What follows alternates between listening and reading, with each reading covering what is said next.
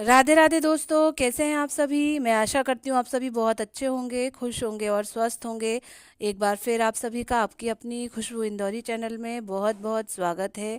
ग्वालियर भ्रमण करते हुए अब हम आगे बढ़ रहे हैं कटोरा ताल की तरफ। यहाँ एक कटोरा ताल फेमस है। जैसे कि यहाँ पर जो और भी चीज़ें जो फेमस हैं उनमें से एक ये कटोरा ताल है। मुझे बताया गया है कि ये कटोरे की आकृति का है, इसीलिए इसे कटोरा ताल भी कहते हैं। और जो है यहाँ पर फेमस लाइटिंग ज़्यादा फेमस है। यहाँ यहाँ के जो फाउंटेन है और लाइटिंग है उनका कॉम्बिनेशन है बहुत ही अच्छा। तो उसी को देखने के लिए हम लोग पहुँच चुके हैं कटोरा ताल विद फैमिली के साथ। और यहाँ की लाइटिंग का हम लोग आनंद लेंगे। बताया जा रहा है कि जिस तरीके से यहाँ पर म्यूज़िक बजता है उसी तरीके से फाउंटेन और लाइटिंग चलती है। ये आप देख भी रहे होंगे यहाँ पर तानसेन के फेमस जो उनके राग भैरवी और राग जो भी राग होते हैं उनके वो सारे बजाए जा रहे हैं। और उसी के हिसाब से जैसे म्यूज़िक चल रहा है उसी के हिसाब से फाउंटेन चल रहे हैं। जैसे हम लय में जिस तरीके से लय में उतार चढ़ाव आता है उसी तरीके से फाउंटेन भी चल रहे हैं। उसी तरीके से कॉम्बिनेशन लाइट का भी है, आप देख भी रहे होंगे। अद्भुत नज़ारा था। और एंट्री की फीस लगती है और पूरा कटोरे की आकृति का ताल है। और साथ ही साथ इसमें एक विशेष ये भी चीज़ थी कि एक इन्होंने एक भारत के नक्शे की तरह एक इन्होंने एक पॉइंट बनाया हुआ था, उस पे चढ़ के वहाँ बैठ के आप इस लाइटिंग का आनंद ले सकते हैं। तो हम लोगों ने बहुत अच्छे से देखा, कटोरा ताल का आनंद लिया। और बच्चों ने जो है खूब झूले झूले, वहाँ पर झूले भी लगे हुए थे। तो बच्चों ने अपना एंजॉय किया और हम लोगों ने बैठ के बहुत सुंदर सुंदर जो म्यूज़िक था, बहुत अच्छा कर्ण प्रिय म्यूज़िक था, उसको सुना। और उसी के हिसाब से ये लाइटिंग हम लोगों ने देखी, फाउंटेन हम लोगों ने देखे, बहुत सारे पोजेस लिए, बहुत सारे फ़ोटोज़ खिंचाए।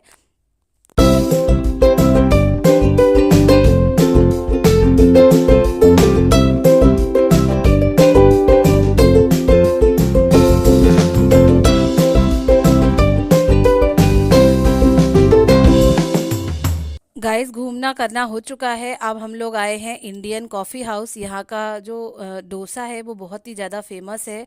तो हम लोग सभी आ चुके हैं, भूख भी बहुत तेज़ लगी है। घूमना भी ज़रूरी है तो पेट पूजा भी ज़रूरी है।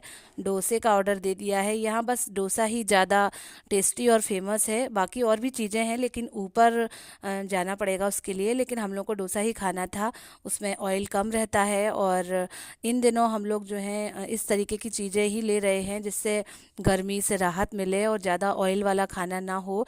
तो डोसा ही हम लोगों ने प्रीफर किया। तो बस ऑर्डर कर दिया है, अपने ऑर्डर का वेट कर रहे हैं। जब तक बातें हो रही हैं बता रहे हैं कि कैसा क्या है और किस तरीके से सारी चीज़ें हम लोग एक दूसरे से बतिया रहे हैं। बहुत मज़ा आया आज घूमने में।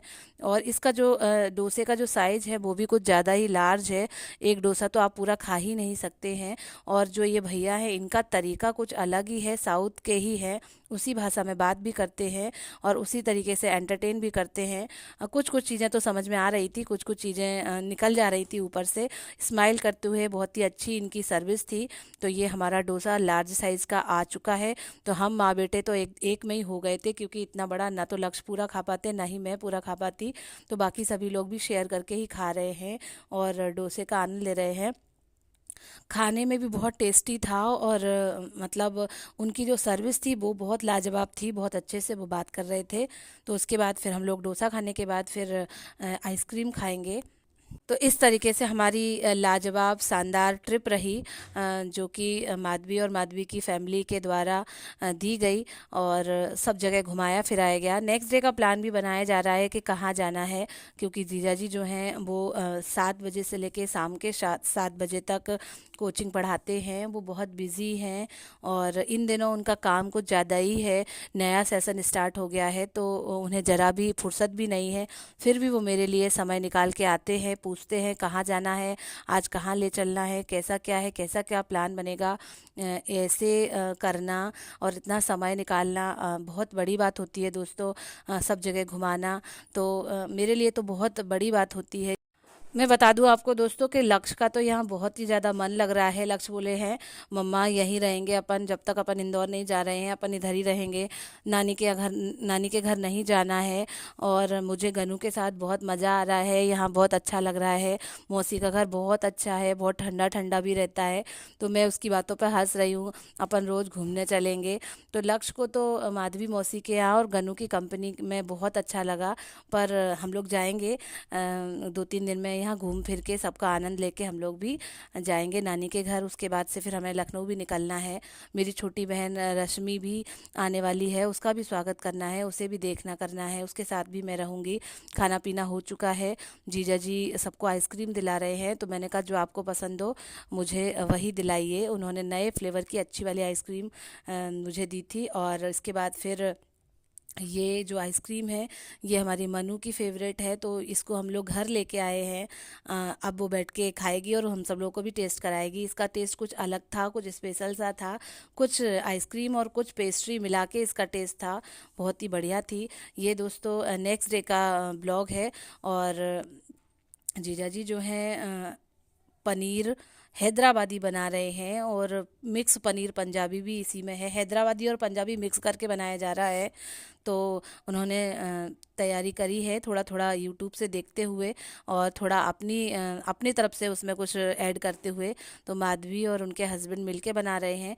इसके बाद क्या हुआ दोस्तों कि बनाना चल ही रहा था कि कुछ पनीर के पीसेस बच गए थे और कुछ कैप्सिकम के भी पीसेस बच गए थे। उन्हें ऐसा लगा कि मसाला जो है कम बना है और सब्जी थोड़ी ज़्यादा है। तो फिर मैंने भी अपने हाथ आजमाए थे। फ़िलहाल तो माधवी हेल्प कर रही है, बता रही है कि कैसे क्या करना है, क्या चीज़ कौन सी पहले डलेगी। बहुत ही कम ऑयल में और बहुत ही अच्छी पनीर हैदराबादी प्लस पनीर पसंद पंजाबी बनाई गई थी। और मुझे तो बहुत टेस्टी लगी, सभी बच्चों को भी बहुत अच्छी लगी थी। तो वो कुकिंग में भी हाथ आजमा रहे हैं और बहुत अच्छा बनाया भी था दोस्तों। जब तक उनका मसाला भुन रहा है तब तक उन्होंने ये पनीर और प्याज और कैप्सिकम जो है उसको फ्राई करने के लिए रखा हुआ है। तो मसाला भुन जाएगा तो उसमें ये डाल देंगे, डाल दिया है। और थोड़ा सा इसमें मलाई भी डाली है, इससे फ्लेवर बहुत टेस्टी हो जाएगा, फ्लेवर अच्छा हो जाएगा और पनीर बहुत टेस्टी बनेगा। ये मैंने जैसा बताया था कि थोड़ा सा पनीर और कैप्सिकम बच गई थी, तो फिर मैंने भी प्याज पीस के जो है सब्जी बना दी थी कि इसमें इस तरीके से सब्जी कम भी नहीं पड़ेगी, उस तरीके से बन भी जाएगी। तो फिर हंसी मजाक होने लगा था कि जीजा थाली में कंपटीशन हो रहा है, देखते हैं किसकी सब्जी कैसी बनती है। तो हम दोनों की सब्जी बेस्ट बनी थी दोस्तों। मैं तो कह दूं कि मेरी से ज़्यादा अच्छी उनकी ही बनी थी, क्योंकि अभी मैं जीजा जी के घर हूँ तो मैं मुझे उनकी ही बोलनी पड़ेगी। फ़िलहाल हम दोनों का ही बहुत ही टेस्टी जो पनीर था वो बहुत अच्छा बना था। फ़िलहाल मैं अपने ब्लॉग को अब यहीं एंड करती हूँ, इस आशा के साथ कि आप मेरे वीडियो को लाइक करेंगे, शेयर करेंगे, और जो भी नए व्यूवर्स हैं वो चैनल को लगे हाथ सब्सक्राइब भी कर देंगे और बेल आइकन भी प्रेस कर देंगे। आई होप आप मेरे वीडियो को एंजॉय कर रहे होंगे। और किसका पनीर ज़्यादा अच्छा बना है कमेंट बॉक्स में कमेंट करके बताइएगा ज़रूर। ठीक है दोस्तों, बाय बाय।